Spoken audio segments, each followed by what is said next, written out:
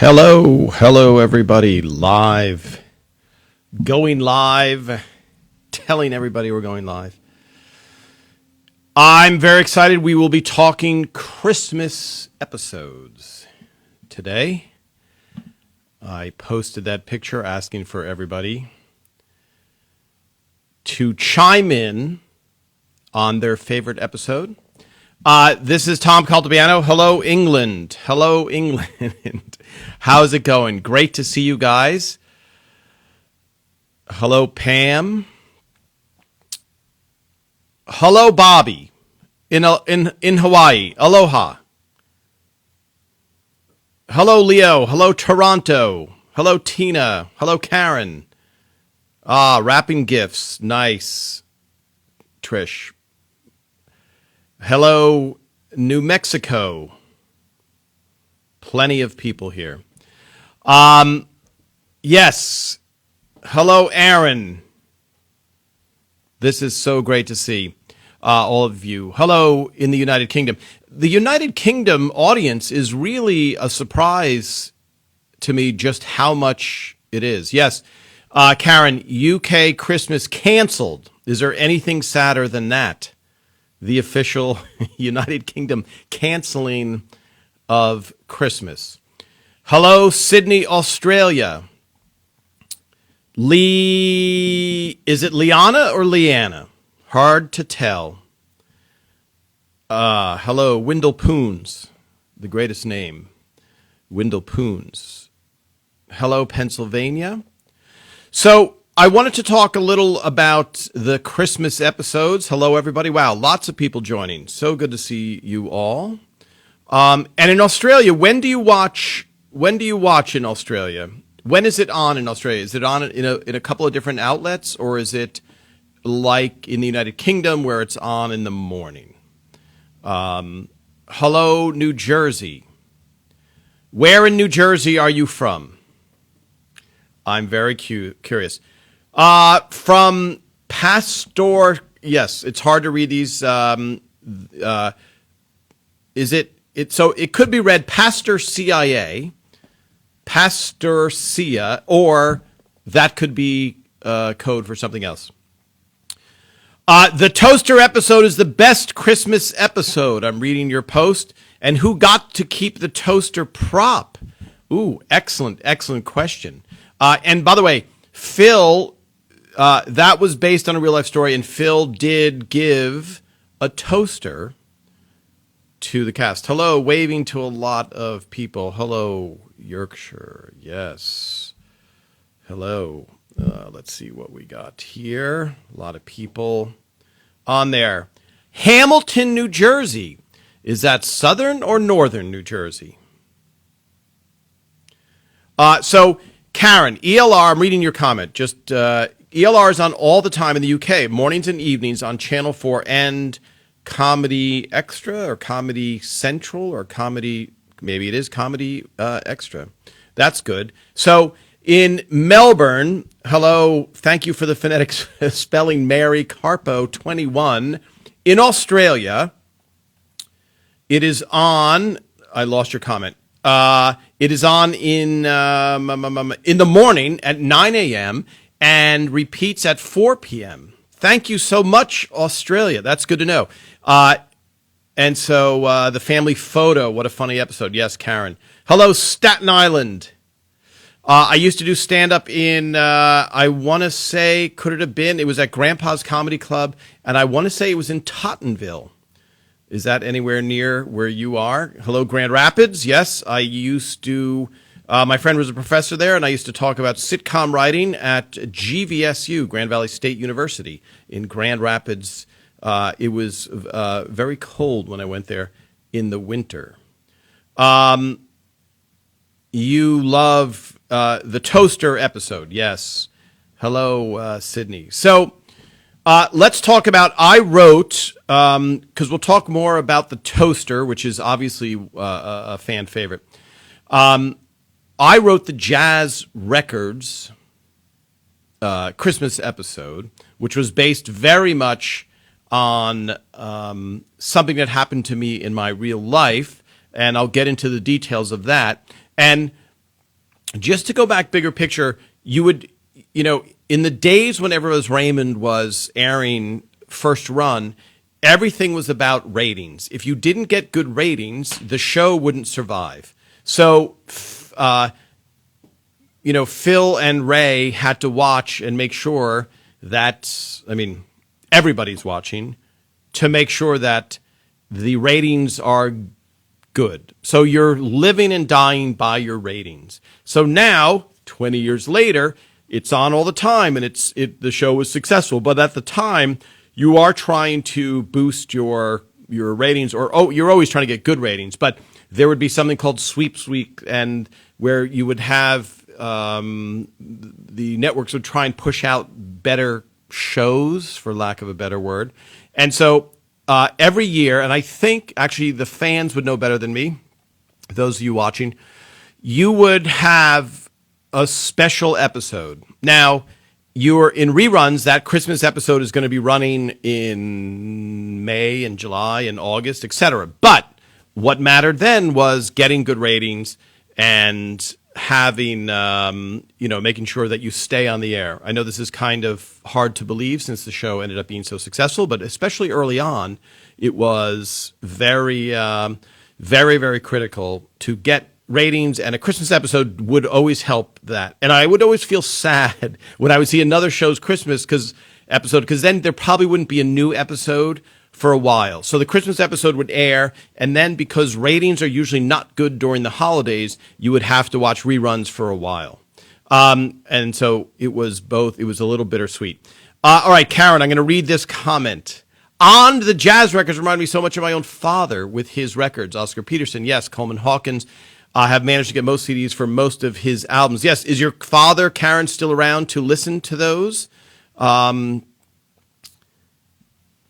Yes. Hello, Long Island. Hello. Yes, in Cyprus. Hello, in Cyprus. How's the weather in Cyprus?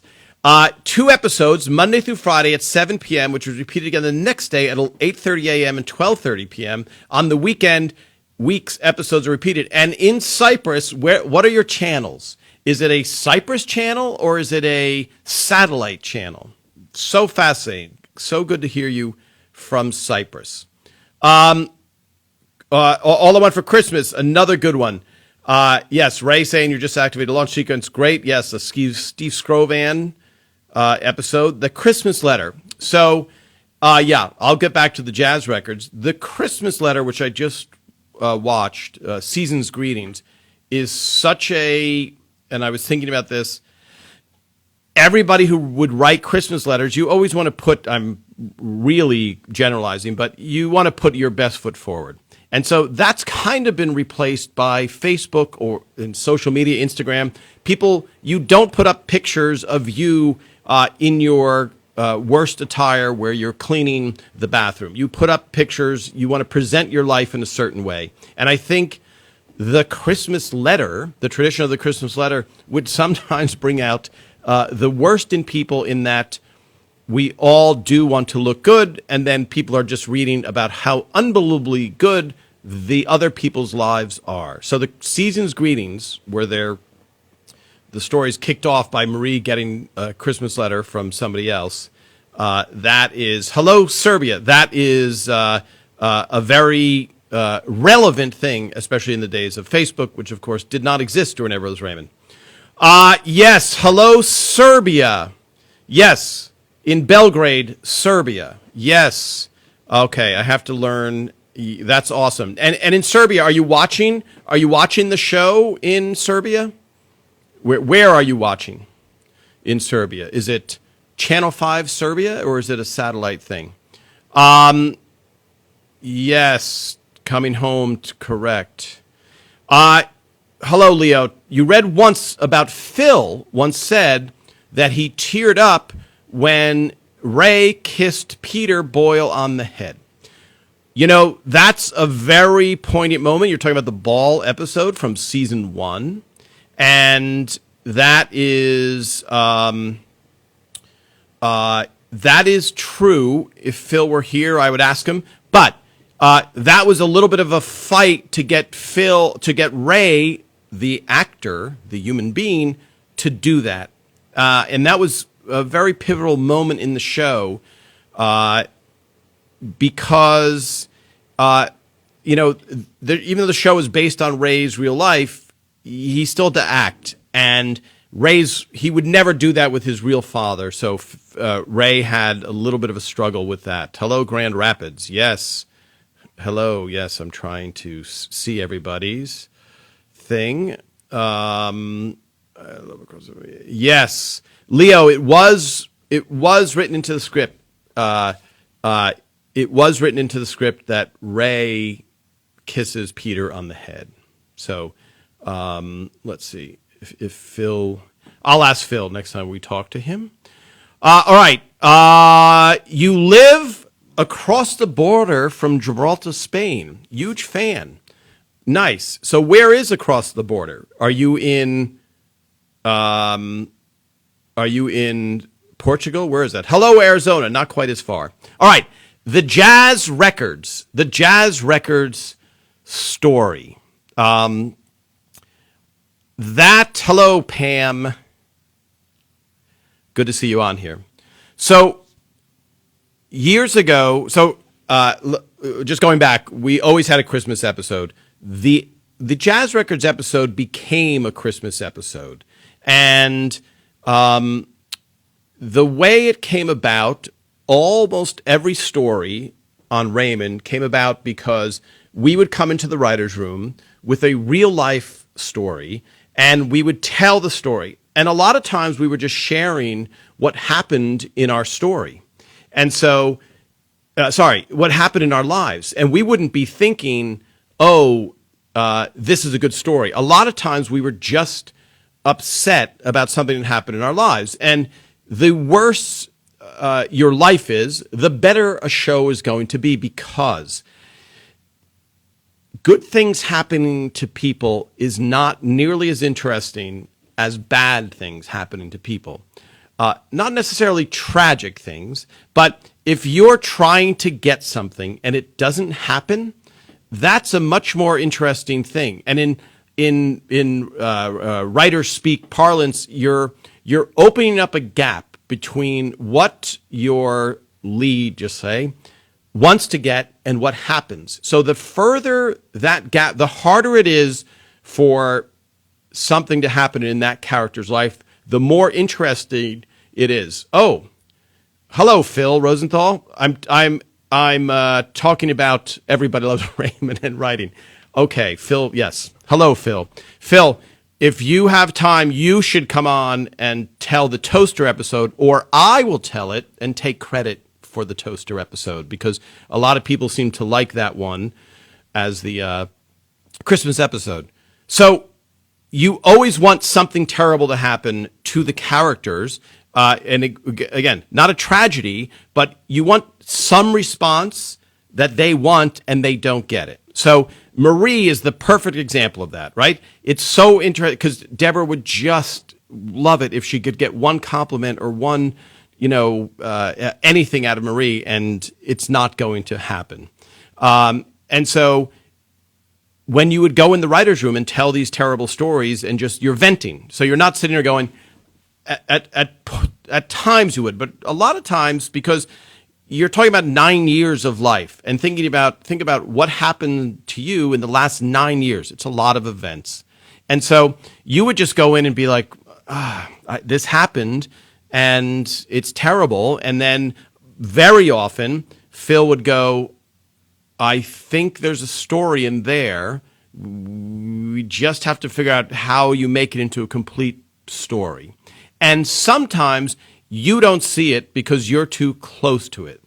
And I think the toaster episode is something like that happened very quickly, which, Phil, if you want to jump on anytime, I'll tell you. So now, he can tell that portion because it's kind of a good way that came about. But for the most part, Phil, if you really want to hear, I'm going to request, let me see, Phil Rosenthal. Oh, Phil, you can only do it from your phone. You can only do it from your phone. So it says unable to join. Yeah, you can only do it from your phone. Chances are you might be on your computer. So if you do.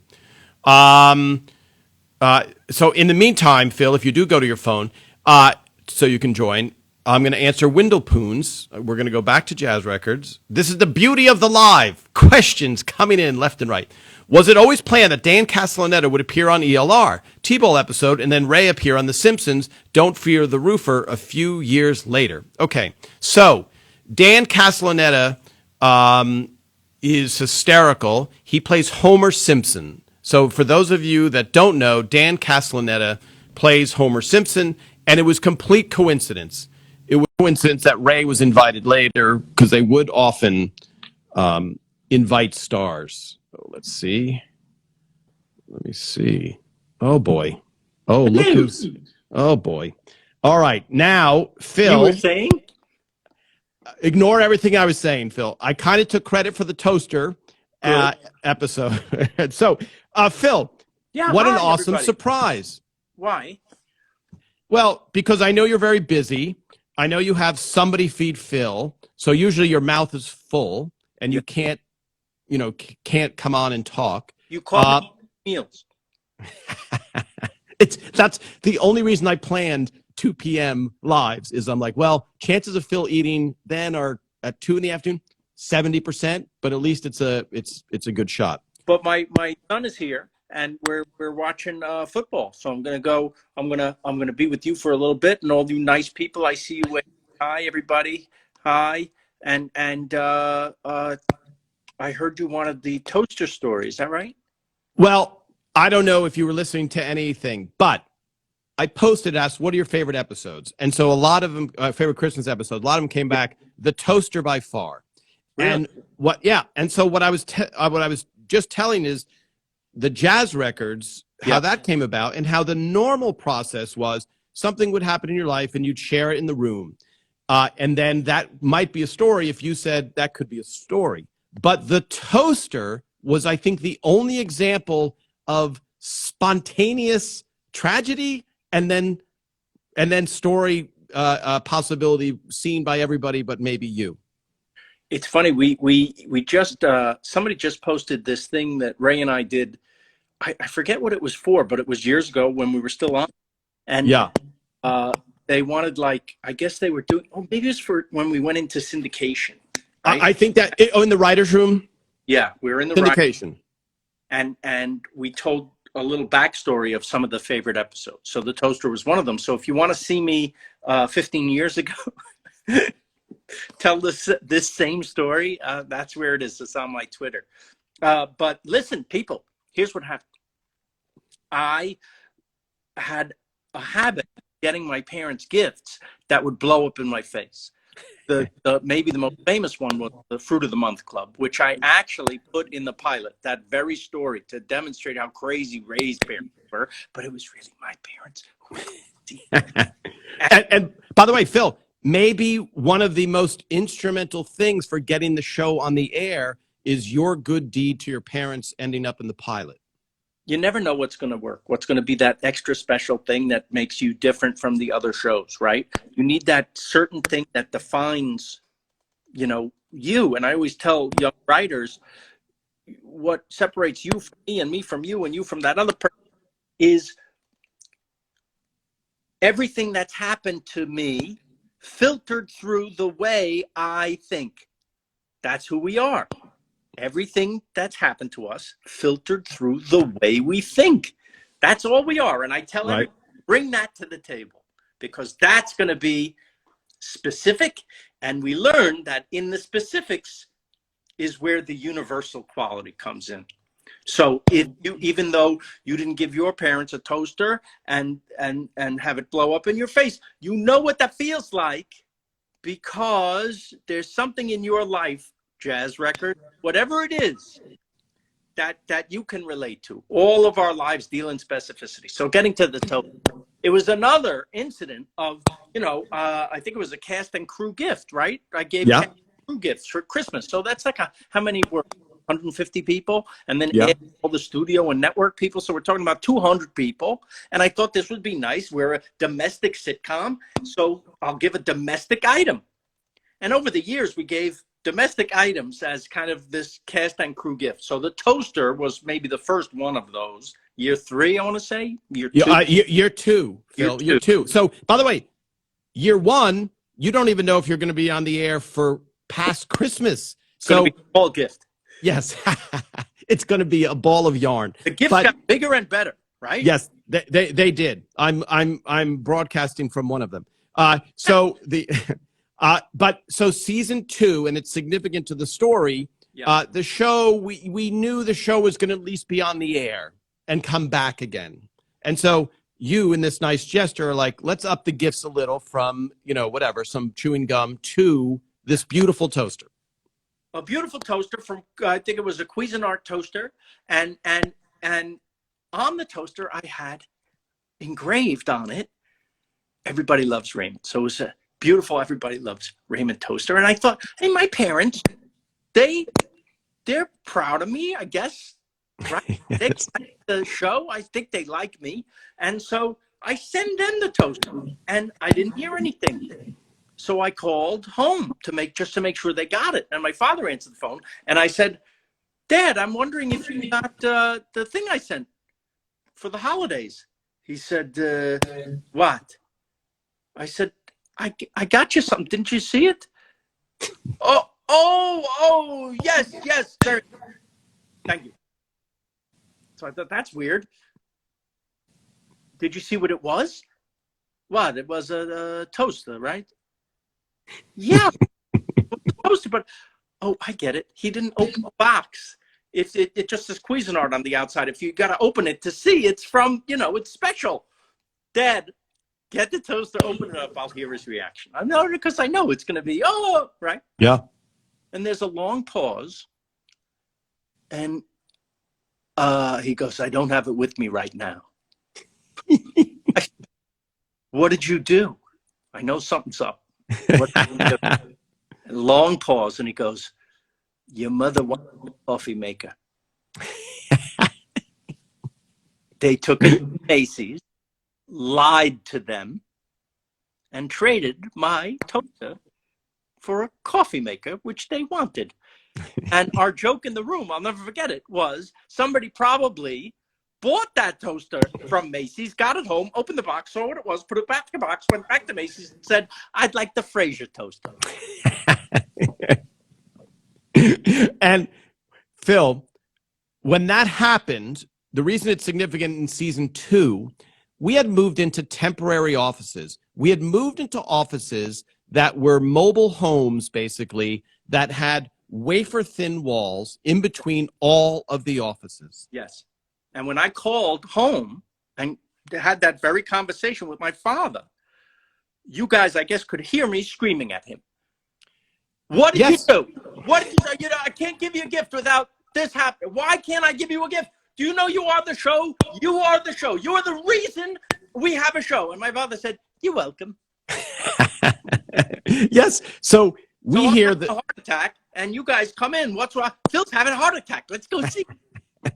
Well, you're not a person that really ever yelled. It's not like you were this tyrant that, Phil's just yelling again. It was like, what the heck? We have these wafer thin.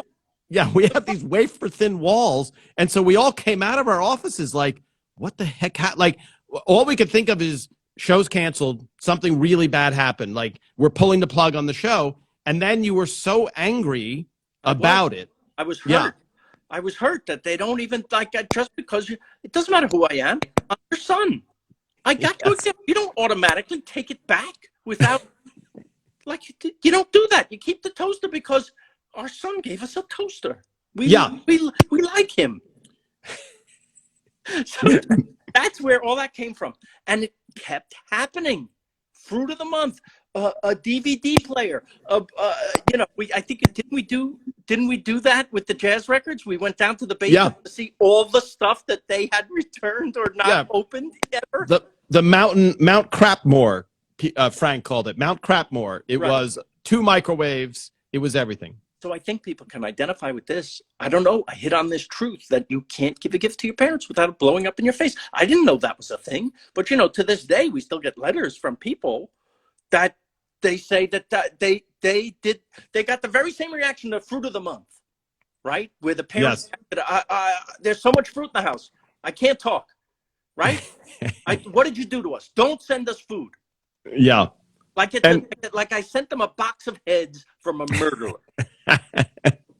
And that, by the way, Phil, just since you bring it up, you gave that speech, in your brother's wedding, you gave the speech about the Fruit of the Month. That's the first time you presented it to the public. A warning to my brother's wife, who he had just married. I'm giving the toast, the best man's toast, at the wedding, saying to Karen, there's still time to run.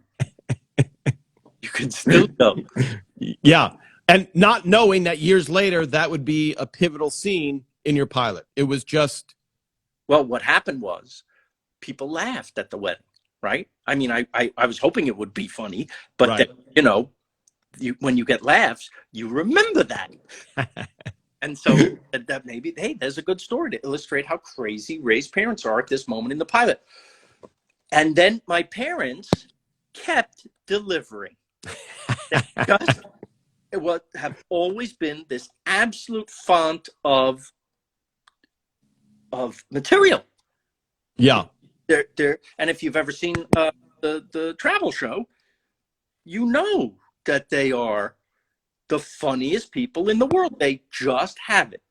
I don't know why, they just are best supporting actors. That's who they they're naturally and I think that's the beauty of them. They're not trying to be funny.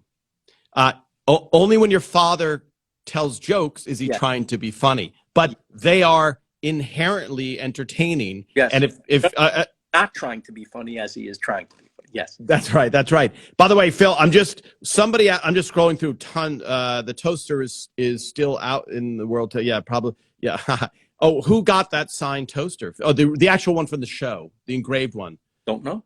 I'll ask Rhonda in prompts. Maybe if somebody out there. No, my father really did take it back to. Oh, you know what? Because we did this in the show too. He went back and got it. He went back and got it. Now in the show we have Peter Boyle go, and there's this warehouse of toasters, right? Yes. Remember, there was like a Kubrick shot of all the toasters. But yeah, he actually got it. So they do have it. Yeah. Yeah, no, but I meant the actual engraved one that Ray is holding in the episode. Oh, I'm sure that's Rory Rosegarden has that. He took it. Ray's manager has a lot of them. Yeah, it might be. Or so. By the way, the last time you were on, Phil, a lot of the Everybody Loves Raymond fans said, "I really loved it. I hope we talked more about Everybody Loves Raymond, but I really loved it." But having said that, you're getting a lot of hellos that your show, Somebody Feed Phil on Netflix, has gotten through. Them through this tough time. So I'm going to read. You have a hello from Brazil, hello from Argentina, hello from Australia. Hi. Yep. Hello, China. Hello, Alberta, Canada. Otox, and someone says, Phil, please give a shout out to Birmingham, UK. Hi, Birmingham, UK. Yes. A lot. You're up late. Yes. Apparently, you're very popular. In Brazil. I love my Rio show. I love doing that. Everybody write to Netflix. They haven't told me whether we're picked up or not. But if you write to them, maybe they'll speed it up. I don't know. Yeah. And while I have you, look, people, see this? World it is Kitchen. So World. Sorry, Phil. It's backwards. I have to tell them. It says World Central Kitchen because everything's backwards on Instagram. World Central Kitchen. Yes, so we know about that, right? The great chef Jose Andres started World Central Kitchen, and they hire restaurants in areas that have been hit by hurricanes or famine or any natural disaster or unnatural disaster, and they feed the people by hiring the restaurant workers who are also out of work to make food for the people who need food. So if you go to somebodyfeedthepeople.org, my organization. Yes. feedthepeople.org and donate to World Central Kitchen at that site. Because you went through somebodyfeedthepeople.org, I'm matching your donations. Okay? Oh, very, very nice, Phil. So I'll post a link after this because since this is a surprise, I'll post a lot because I didn't know you were coming, and it's fantastic surprise, and you bring a crazy amount of audience from all over the world, which is awesome. Hello from Leo wants to cook you an Italian dish in Toronto. Hello, Brazil. A lot of Brazil. Wow. Come to Philadelphia. Have you been to Philadelphia on the show yet, Phil? Because I've been to. We're Okay. Picked up. That's one of the spots I can't wait to go. You know, my wife is from Philly. Yes. Yeah.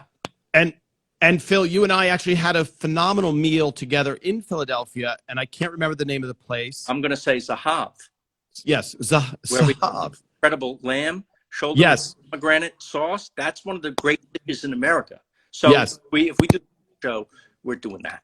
That would be awesome. Now, Phil, I'm going to add, just because you're here and I was talking about jazz records, I'm going to go in detail, not with you, but the element of jazz records that I didn't have, which you added, which was phenomenal, which was the moving of the jazz records by Robert.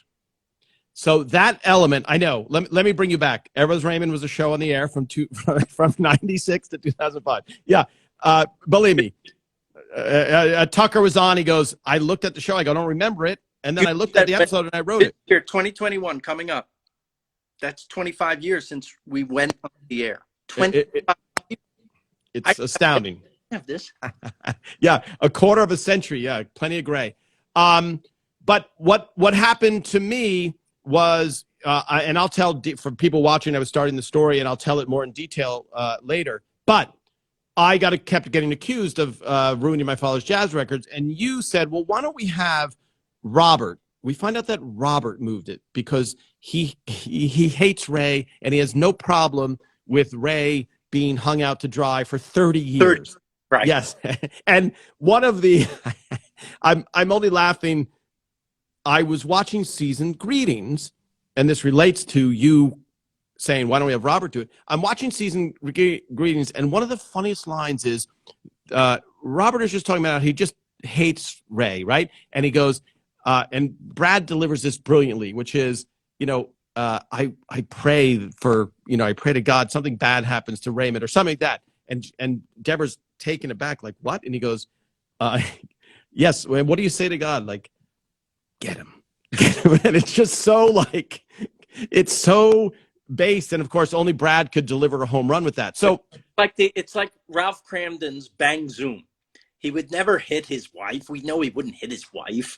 But right. that thread is so funny at the time because we know it.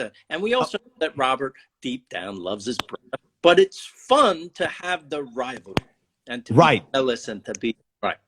Right. And if you watch Somebody Feed Phil, you see that carried out on, because Richard is the producer of the show and your parents are always like, where's Richard? So bringing that back to jazz records, you're like, this is the perfect thing. You have Robert.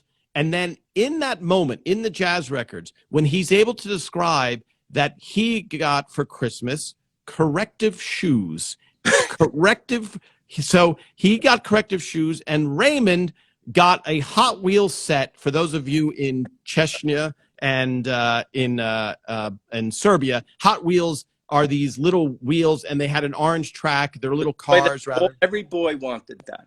Every boy that grew up. If you grew up in the 60s and 70s, you wanted Hot Wheels. There was nothing better. And remember when it came out and they made the loop-de-loop? Sure. He says it in the episode. So the fact that, and this is great, and much like the Thought That Counts, where Robert comes up with a gift idea of To Kill a Mockingbird, and Ray doesn't even know. He's so clueless, and here's Deborah just loving him, and Robert is like, I did it. So in jazz records, Robert's describing how much he wanted those, and then Ray gets it and plays with it for 4 minutes and doesn't even do a loop-de-loo. He just does an oval. And so you feel this angst from Robert and just tortured, and then it plays out. It's a great it's a great sibling rivalry thing, which I don't have in my, I have a sister and we got along. So we would have to adapt whatever writer came in with their personal story. We'd certainly use as much of it as we could, but then we'd have to adapt it to the situation we had, which was family. Which was phenomenal. And before you joined, I was saying, You want bad things to happen to your characters or them not be able to get what they want. A thank you from your parents. That's all you're looking for. A little bit of a compliment from your mother-in-law. And if that doesn't happen, that makes for a good show. Well, yeah. If they sat around and were nice to each other the whole time, you enjoyed that for about 10 minutes. And I think for people, yes, a lot of times people are like, why is Deborah yelling? Why is Deborah? Well, Deborah is a tortured soul who's constantly being given no respect and criticized. Like, of course, she should be yelling much more. She should have gotten divorced season 2. I think that would have been a smarter move. Well, Phil. She also loved her husband. We know we love, our families. And now in this stressful time in every way, we're thrown together with these people. Right? So, of course, there's going to be tension. And, of course, there's going to be arguments and frustrations. We get it. But we also get that these are our people. This is who we love. And, of course, we want to be with them. So the message of that, it's just a more realistic Brady Bunch.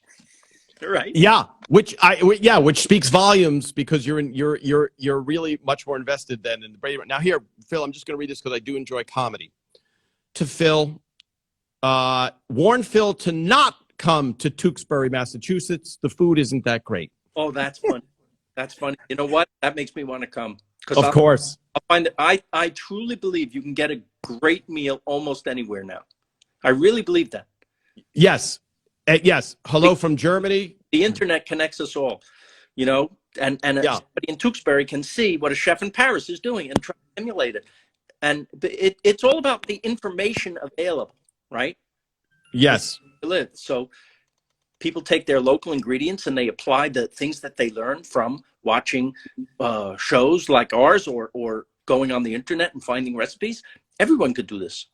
And Phil, I find this, we've talked about this before, but for those watching, the education that you're bringing by traveling, and in my personal case, you go to Thailand, you have the best soup you've ever had, and then you come back here and you mention soup, and I find out that basically a mile from my house is that type of soup. Isn't that the greatest? Well, that we get because we're lucky enough to live in LA. And if you live in a major city with diversity, with great diversity, you're going to find a lot of this stuff.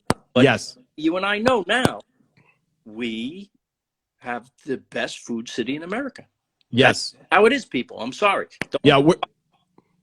We are in Los Angeles, and it is 80 degrees here right now, not to rub it in. Here, I'm just going to read a few comments, Phil, because that's the beauty of live versus doing a podcast with no call. I miss traveling so much. Somebody feed Phil has helped a lot. Please, Netflix, give us more seasons. That's from Danny. Yes. Hi from Montreal. To them. I'm not in charge. I wish you were. And then we would run forever. I don't know. They like new things all the time. So there's no guarantee that even though the show does very well, there's no guarantee that they'll keep it. They may say enough already. Yes. Okay. Now the whole world to see still. Phil, you have a lot of ground to cover, and it's not, you're no spring chicken, so you got to hurry. So, all right, Phil, let's clear up. This is great. Thank you, Leo, big fan from Toronto. Phil, please talk about the ball episode. Did you tell Ray to kiss Peter on the head because he heard it was ad-libbed and that you teared up when it happened? And I kind of was telling it before you came on what the truth. I can tell you if you don't remember, Phil. Oh, I remember because it was a kind of a turning point in the show's history in terms of, first of all, Ray and I getting along well. When we first started, he wasn't sure about me. I wasn't sure about me. Right.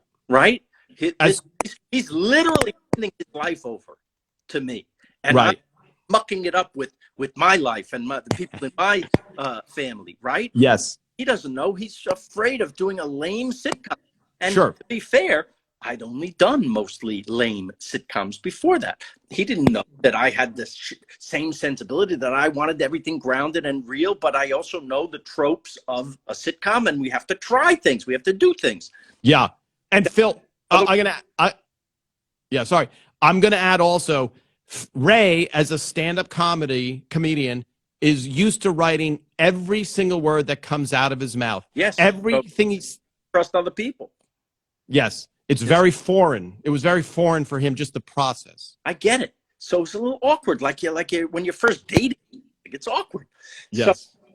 here comes a scene where Peter Boyle had tricked Ray into thinking that this signed baseball from Mickey Mantle, right? Ray found out that Peter Boyle signed it, that Frank signed it, and he lied to him all these years. So he's very angry. And when he comes to confront him on, I think it's Christmas Day, Peter Boyle is sitting at the kitchen table, and he tells him the story of how he really tried to get Mickey Mantle's signature. He waited outside in the rain and he went back multiple times, and he really made an effort. And so he didn't want to disappoint Raymond.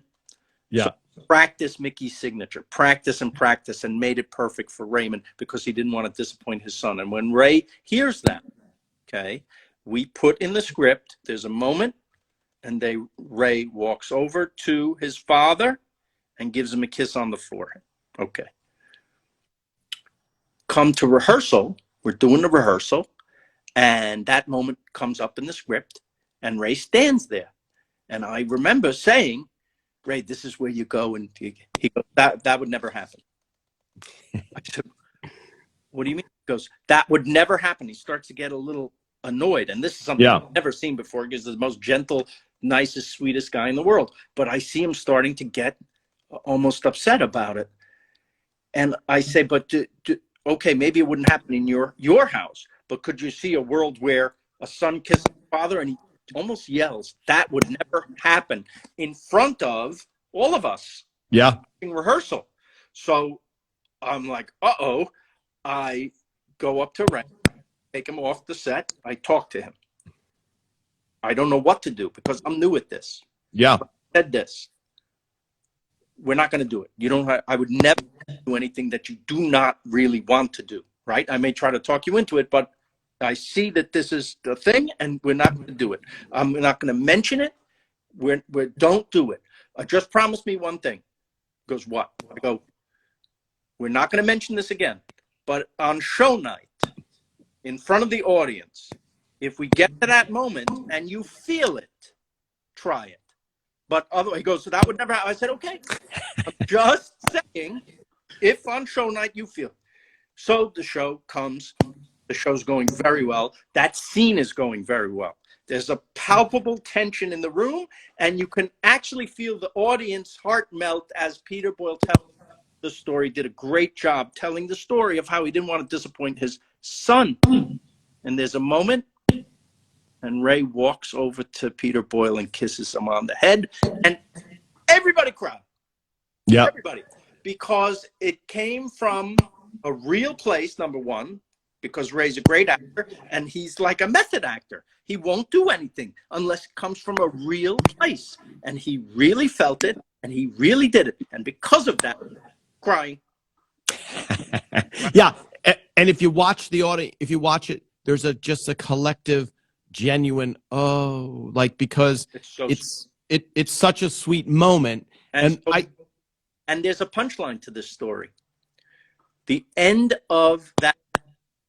So that's like episode 10 or 12, something like that, middle of the season. And we get 22, and we're lucky enough to be picked up for season 2. And we have a party, right? At the end of season 1. We know we've been picked up. David Letterman did a special top 10 list for us that they played on the thing. And we're having a wonderful time. Things are good. Raymond, we don't talk a lot personally because we're both awkward this way, one-on-one. We're better now. We're very good. Right. But at this point, we're not, we're still, he gives me a card in an envelope. I think, what, is this a tip? I go to a corner of the room when it's quiet later, and I open it up, and inside the card, you know what it says? I never thought I'd thank anybody for making me kiss Peter Boyle. Wow. Wow. And it was pretty smooth sailing from then on because we got each other. That was great. That was great. It's one of my favorite stories of the whole show, of doing the whole show.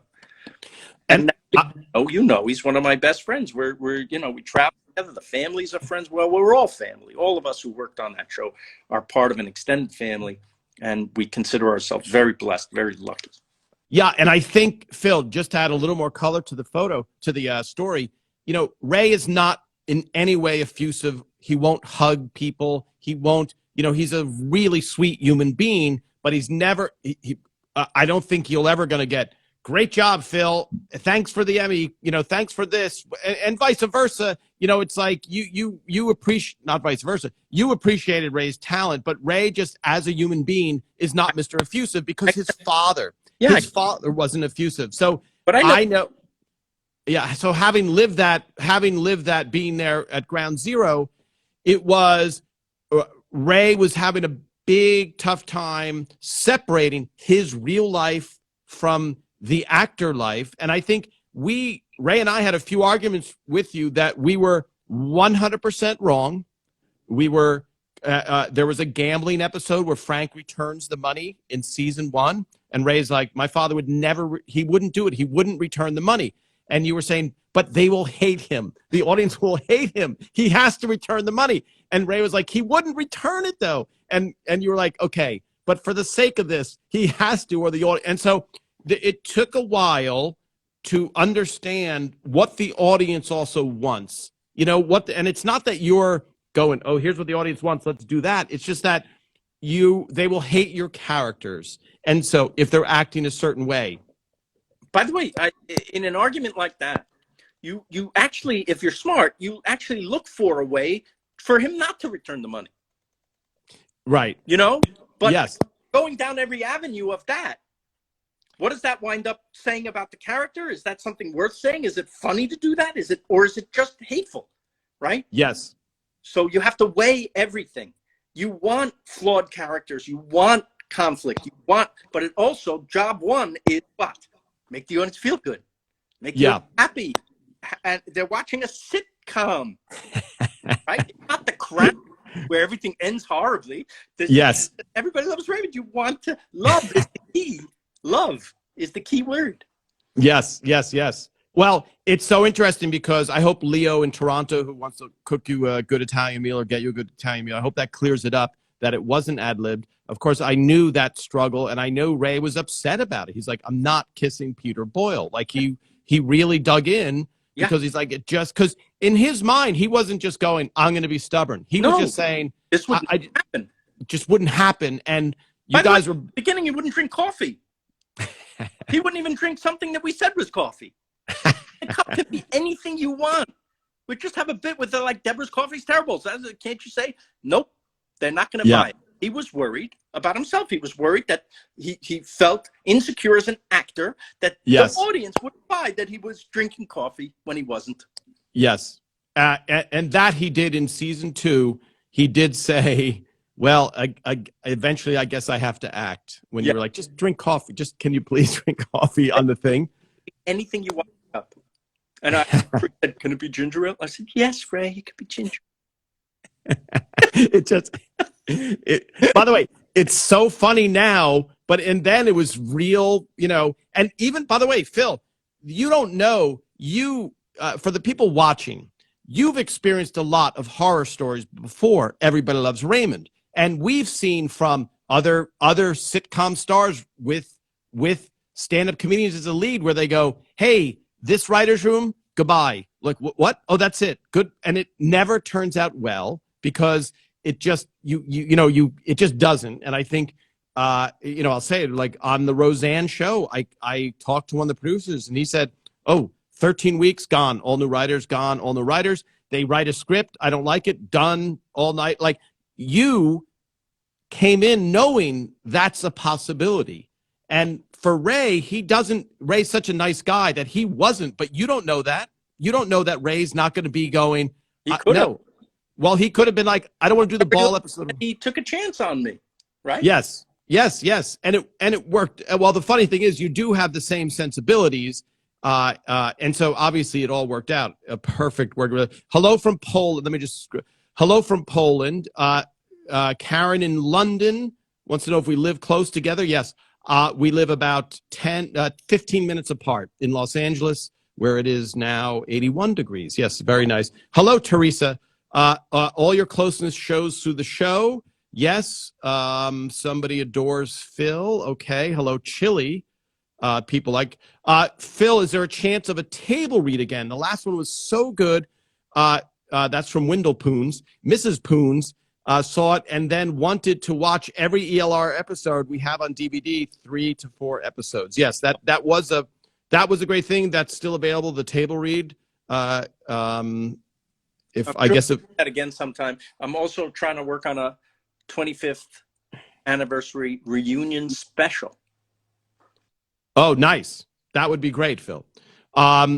So Jeff, who said don't go to Tewksbury, said I would watch somebody feed Phil. Phil makes somebody feed Phil in the style of a Russian Raymond movie. Also a movie about the book Phil wrote. Wow. You're lucky you're funny. How life becomes a sitcom, which has, I think, many of these stories that we're telling today in it and more about how to make a sitcom, specifically Everybody Loves Raymond. But yes. Listen, I got to run. My son downstairs. God knows what the football score is, but I have to go. And I love talking to you guys. And Tom, I'm probably going to see you for lunch this week. And everybody, here it is backwards again. World Central Kitchen. Yeah. Go to somebodyfeedthepeople.org and I'll match your donations. Great. Hello from, sorry, Phil, I just got to give you these hellos. Hello from Tunisia. Hello from, hello from Portugal, from Braga, Portugal. Yep. Have some Frank Pepe's pizza in Connecticut. The lemon chicken. I don't remember where that came from. Someone's asking. Look, here's the thing, everybody watching. Phil will be back. He's forced to because I have his information. He knows. And so this was a great surprise that Phil came on because he didn't know about it today. And so I'll promote it. But that was really nice of you, Phil. And we'll answer these other questions in the future. Phil are saying hello. Oh, by the way, Phil. Yeah. You born in the Bronx? Born in Queens. Lived in the Queens. Bronx, moved to Rockland County. Hofstra University on Long Island, Manhattan for 10 years, then Los Angeles. Okay, great. Boy, so many more questions. All right, Phil has to go. He's being so nice. Tell Ben next time. Yeah, there'll be a next time because we still have to explore the can opener episode, which I want to hear Monica's story first. So, well, you can sit there and go wrong from off camera, or that's a lie.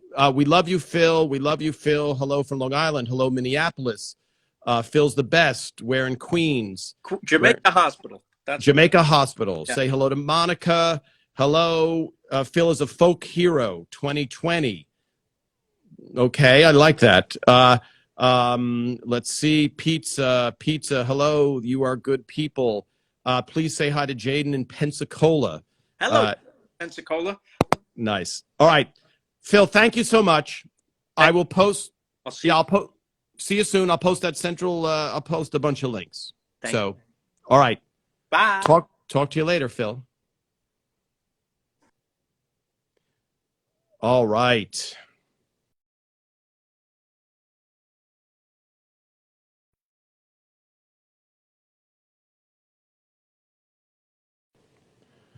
And we have to adjust that. The video paused for a second. Well, that was very, very nice of Phil. And I did not know he was coming on. That was so nice of everybody. And I think for those of you that haven't seen it, Phil's book, You're Lucky You're Funny, is really a great insight into how to write a sitcom. And there's a lot of stories about Phil's life, and then he focuses on the show, and it's really an insightful thing. And what I wanted to point out to him was I heard from in the Jazz Records, at the end of the Jazz Records episode, Deborah gives Marie her own bra. And Marie says, oh, thanks, but it's not a style that I would ever wear. And I heard from somebody who said their psychology teacher showed that episode in their college because it's that aspect very clearly illustrated of somebody not deliberately not giving you any approval. All right, let me go back and try and answer some of these questions.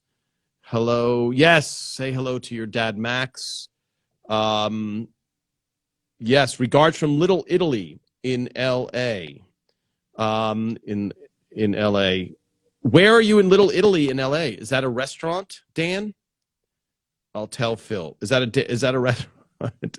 Yeah. Hello from Germany. Wo sind Sie jetzt in Deutschland? What town in Germany is what I said. Where are you in Germany? Yes, Larry David. Yes, Phil on Larry David show was very funny. Let's keep scrolling here. So I do want to find out where the actual toaster. Hello, Barbara. Hello from Turkey. I've only heard good things about visiting Turkey, and hopefully Phil will make it. And for those of you, if you did get a chance to see, I'm in the episode where Phil visits Seoul, Korea.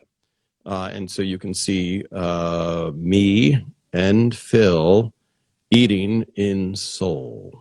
All right, let's see. Yes, reunion. And for those of you that didn't know, we were talking about a table read. We mentioned a table read, and the charity to help the Multiple Myeloma Foundation had a table read. For those of you that didn't know what that meant or what we were talking about, you can still find it on the Multiple Myeloma site. I'll post a picture from there.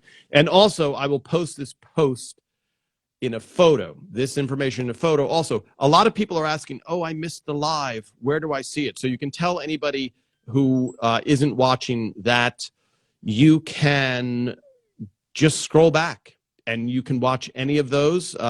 Maddie Sweeten was on last week, which was phenomenal.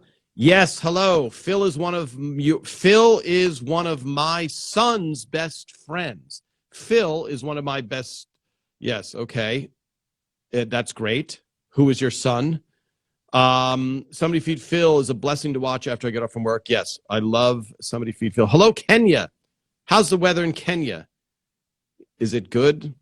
I'm afraid I'm going to run out of time. So to tell the whole jazz record story, because it's a really good story. So I'll probably tell it next week. I will be here Sunday. I promised you I would post some pictures of inside Doris Roberts' house for the Greed party, she called it. Doris Roberts would have a Christmas party every year, and a few of us would go to her house. And it was, as you can imagine, sitting around exchanging gifts with a bunch of comedy writers is a fun time. And so if you want me to post those, give me some hearts, and I will post those. Hello, Portugal. Does Deborah's Lemon Chicken have a significance at all in your personal lives? Yes.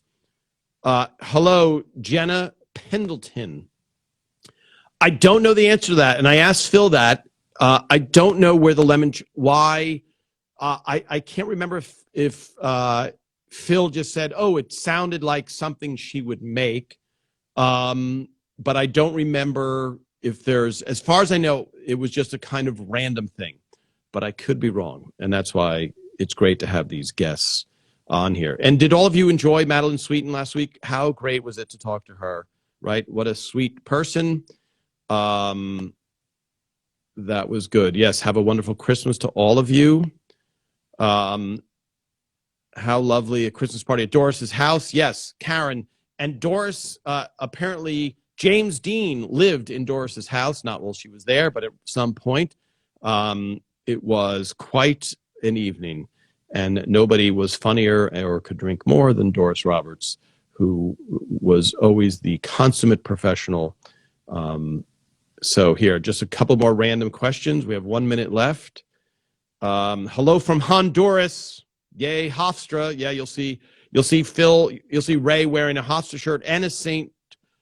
John's, because Ray's real life brother went to St. John's. Who would like to see Ray's daughter or Ray's brother on here? Because Ray, as we've established, doesn't have Instagram, so he's probably not. I have to get him to come on for those, but I think to talk to Allie would be very interesting. Ray's real daughter, to see what her life was like because of the show. Love the casting, the repeat characters. Yes, Amy Aquino, David Praval, Bob Odenkirk. Yes, before Better Call Saul. He was a friend from high school. All right. Thank you so much, everybody. Wow, we ran out of time. More next week. Have a good holiday, everybody. And I will see you next week. Thank you so much for following.